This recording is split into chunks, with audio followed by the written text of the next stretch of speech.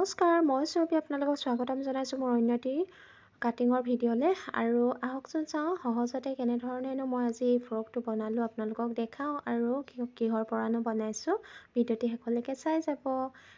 এই ফ্ৰকটো বনাবৰ বাবে মই দেখিছেনে এটা পুৰণি চাৰ্ট লৈছোঁ। পুৰণি মানে কি আৰু চাৰ্টটো নতুনেই হৈ আছে, ল'ৰা যিহেতু এতিয়া ডাঙৰ হৈ গ'ল, সৰু সৰু চাৰ্টবিলাক ধেৰ আছে, সেয়া ভাবিলোঁ আজি ফ্ৰক এটাকে কাটিং কৰোঁ আৰু আপোনালোককো দেখাওঁ মইনো কেনেধৰণে ফ্ৰকটো বনালোঁ। তাকে ভিডিঅ'টি প্ৰস্তুত কৰি আপোনালোকলৈ আগবঢ়াইছোঁ। ভাল লাগিলে নিশ্চয় লাইক কমেণ্ট শ্বেয়াৰ কৰি দিব। মই জোখমতে এতিয়া কাটি ল'লোঁ, দেখিছেনে ফ্ৰকটো। আৰু খুব সহজ বনাবৰ বাবে আপোনালোকে কম সময়ৰ ভিতৰতে একেবাৰে সহজ পদ্ধতিৰে আপোনালোকে এটা ফ্ৰক ঘৰতে চিলাই কৰিবলৈ শিকিব পাৰিব। চাওকচোন, মই ফ্ৰকটো এতিয়া এনেধৰণে চিন দি কাটিং কৰি ল'লোঁ আৰু এতিয়া সেয়া হৈ গ'ল, জোখমতে কাটি ল'লোঁ। আৰু মাজে মাজে ছোৱালীয়ে দেখিছেনে কি কৰি থাকে মানে তাই। আৰু মই এতিয়া হাতখনৰ পৰা এনেধৰণে মানে ফিটাৰ বাবে কাটিং কৰি লৈছোঁ। আৰু সেইবাবে ছোৱালীয়ে যিহেতু কেতিয়াবা দিগদাৰ লগাই থাকে, ভিডিঅ' কৰিবলৈ অসুবিধা হয়, সেইবাবে মোৰ দিয়াও দেৰি হৈ যায়। আৰু এতিয়া সেয়া ফ্ৰকটো কাটিং কৰি হৈ গ'ল আৰু এতিয়া সেয়া চিলাই কৰিব লৈছোঁ। প্ৰথমতে মই ছাইডকেইটা এনেধৰণে ওলোটাকৈ চিলাই লৈছোঁ, দেখিছেনে। আৰু ডাবুল চিলাই কৰি দিছোঁ যিহেতু, আৰু আনটো ছাইডেও এতিয়া সেয়া একেধৰণে মই ডাবুল চিলাই কৰি চিলাই লৈছোঁ।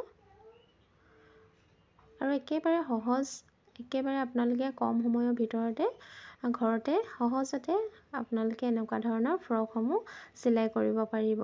আৰু এতিয়া সেয়া দেখিছেনে মোৰ ফ্ৰকটো মানে চিলাই হৈ গ'ল। আৰু এতিয়া মানে হাতকেইখন কেনেধৰণে চিলাই কৰোঁ আহকচোন চাওঁ। এনেধৰণে মুটুকাই চিলাই দিছোঁ, দেখিছেনে হাতৰ ছাইডেও। আৰু প্ৰথমতে কিন্তু ছাইডকেইটা জইন কৰি ল'ব লাগিব। এতিয়া এনেধৰণে মই দুইখন হাতৰে কাপোৰটো মুটুকাই এনেধৰণে চিলাই দিছোঁ। আৰু এক্সট্ৰা কাপোৰ লগাই চিলাই কৰা নাই, যিহেতু ইয়াৰ কাপোৰে হৈ গৈছে, সেইবাবে মই এনেধৰণে মানে মুটুকাই চিলাই দিছোঁ। আৰু এতিয়া সেয়া মানে ফ্ৰণ্ট ছাইডে এতিয়া যিহেতু মই ৰছী লগাম ফ্ৰকটোত, সেইবাবে এনেধৰণে মুটুকাই চিলাই লৈছোঁ, দেখিছেনে।